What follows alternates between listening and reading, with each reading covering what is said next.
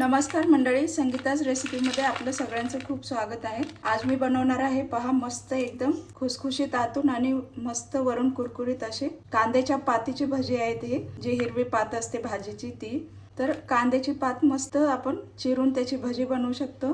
हे पहा खूपच खमंग आणि कुरकुरीत छान टेस्टी होतात। चहा सोबत वगैरे आपण हे संध्याकाळच्या वेळेला पण खाऊ शकतो, नाश्ता म्हणून, आणि सकाळी पण खाऊ शकतो। चला मग कशी बनवायची ते सुरुवात करूया आपण। तर हे पहा, मी कांद्याची पात साफ करून स्वच्छ धुवून आणि अशी चिरून घेतलेली आहे। मस्त याची भजी होतात, खूपच छान। आणि त्यासाठी आपल्याला तांदळाचं 2-3 चमचे पीठ लागणार आहे। कोथिंबीर अशी जाडसर कापून घेतली, एकदम बारीक नाही केली। दोन हिरव्या मिरच्या चिरून घेतल्यात। जिरं आणि 4-5 लसणाच्या पाकळ्या मी ठेचून घेतल्यात। चवीपुरतं मीठ आहे, हळद, लाल तिखट आणि हा ओवा थोडासा आपल्याला घालायचं आहे। आता ह्या कांद्याच्या पातीत आपण बेसन आणि हे सगळं साहित्य मिक्स करून घेऊ।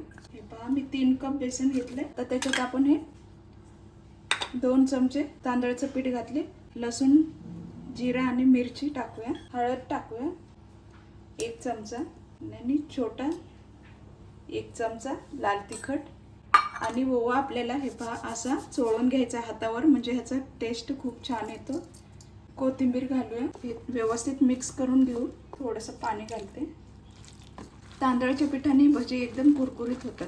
कुठली पण भजीमध्ये थोडंसं तुम्ही पिठामध्ये तांदळाचं पीठ घातलं 1-2 चमचे, तरी भजी एकदम मस्त कुरकुरीत आणि टेस्टी होतात।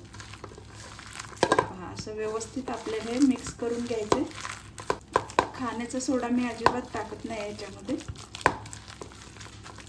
हे पहा, आता याला आपण 10 मिनिट असंच ठेवूया झाकून आणि नंतर आपण त्याची भजी बनवूया। मीठ घालायचं राहिलं, हे पहा अर्धा चमचा मीठ घालते, व्यवस्थित हलवून घेऊया। आता हे आपण झाकण ठेवूया। तेल गरम करायला ठेवलंय, तेल गरम झालंय का बघूया। थोडंसं बेसन टाकून बघायचं। हे पहा, तेल आपलं गरम झालंय, बेसन बघा वरती आले। आता आपण छोटी छोटी टाकायची भजी, म्हणजे कुरकुरीत छान होतात आणि चांगले तळून निघतात।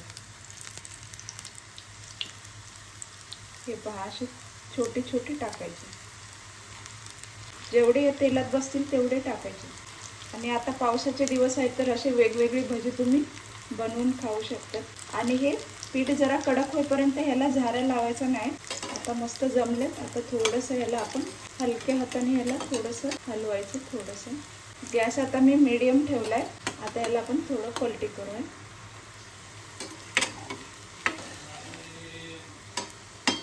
मला थोडेसेच बनवायचे होते म्हणून मी छोटी कढाई घेतलेली आहे। तुम्हाला जास्त बनवायचे असतील तर मोठ्या कढाईमध्ये बनवा। आता हे मीडियम गॅसवरतीच आपल्याला मस्त तळून घ्यायचे। तुम्ही अशी पालकची भजी, कोबीची भजी, अशी वेगवेगळी अशी भजी बनवून खाऊ शकता। खूपच मस्त टेस्टी लागतात चहा सोबत वगैरे। मस्त ब्राऊन कलर होईपर्यंत, जरा गोल्डन कलर येईपर्यंत आपल्याला तळून घ्यायचे। हे पहा, मस्त तळून झाले। आता आपण काढून घेऊया। बघा मस्त तळलेले, काढून घेऊया। थोडंसं असं तेल आहे ना निथळून द्यायचं खाली, असं थोडं, मग एक्स्ट्रा तेल आहे ते असं निथळून जातं आणि मग काढून घ्यायचं चाळणे। पहा कसा आवाज येतोय,